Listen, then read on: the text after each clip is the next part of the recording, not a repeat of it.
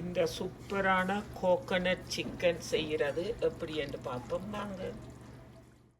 Hi, எல்லோரும் எப்படி இருக்கிறீங்க? நாங்கள் நல்லா இருக்கிறோம்.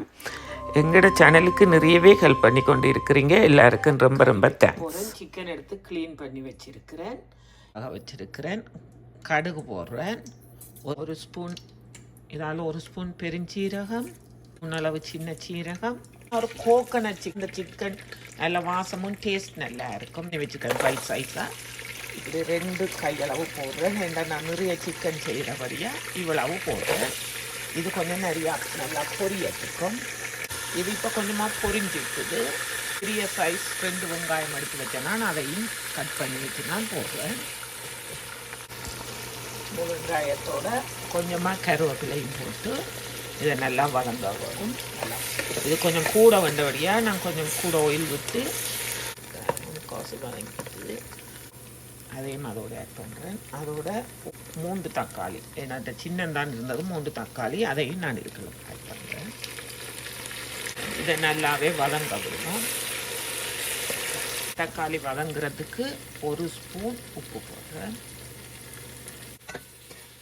எல்லாமே வதங்கிட்டு பச்சை 2 ஸ்பூன் போடுறேன் ஜீரக பவுடர், கொஞ்சமாக மல்லித்தூள், தூள் எல்லாம் எண்ணெயோடு சேர்ந்து நல்லா வதங்கிட்டுது. இப்போ இந்த சிக்கன் எல்லாம் அதுக்கு போட்டுட்டேன். இப்போயும் இதால் 1 ஸ்பூன் உப்பு போட்டேன். நல்லபடியாக இப்போ மிக்ஸ் பண்ணிவிட்டு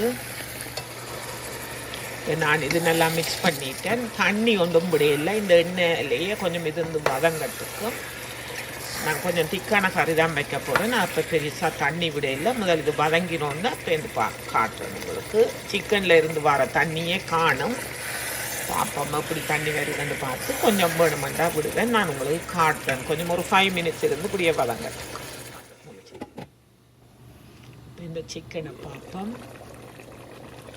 இந்த சிக்கனில் இருந்து வந்த தண்ணி தான் இவ்வளோ வந்திருக்கு. இது காணும். நான் கொஞ்சம் திக்கான கறி தான் வைக்க போகிறேன். சிக்கனோ மட்டன் வச்சா பொட்டேட்டோ போடுறது சும்மா கொஞ்சம். நான் இன்றைக்கு 2 சின்ன பொட்டேட்டோ எடுத்து கட் பண்ணி வச்சுருக்கேன். அதை போடுறேன். சிக்கன் ஒரு ஹாஃப் குக் பண்ணி முடியத்தான் போடணும். நீங்கள் ஏர்லியாகவே சிக்கனோட போட்டால் இந்த பொட்டேட்டோ வந்து கரைஞ்சிடும். இந்த சிக்கனை பார்ப்போம். சிக்கனில் உள்ள தண்ணியே விட்டு இவ்வளவு வந்திருக்குது. நான் தண்ணி முடியல.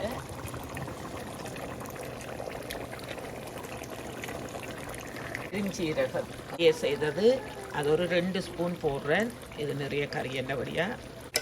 இந்த கரம் மசாலா போட்டு நீங்கள் கொஞ்சம் ஒரு 5 மினிட்ஸ் இந்த கறியை மூடி வச்சிங்கன்னா நல்ல வடிவாக எண்ணெய் பிறந்து இந்த பார்க்கவும் ஒரு நல்ல வடிவாக வந்திருக்கும்.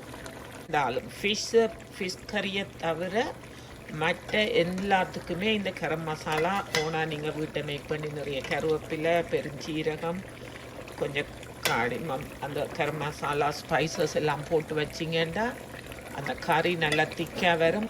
நான்வெஜ்ஜி எல்லாத்துக்குமே அது போட்டு அந்த கறி நல்ல ஒரு வாசமாக வரும். மீட்டின் ஸ்மெல் வராது. 2 மினிட்ஸ் மூடி வச்சுட்டு உங்களுக்கு காட்டுறேன்.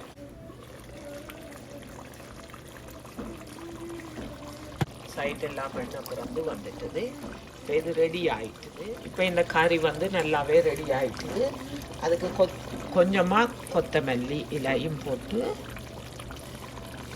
அடுத்தது கருவேப்பிலையும் கொஞ்சம் போடுறேன். சூப்பராக இப்போ கறி ரெடி ஆகிருக்குது.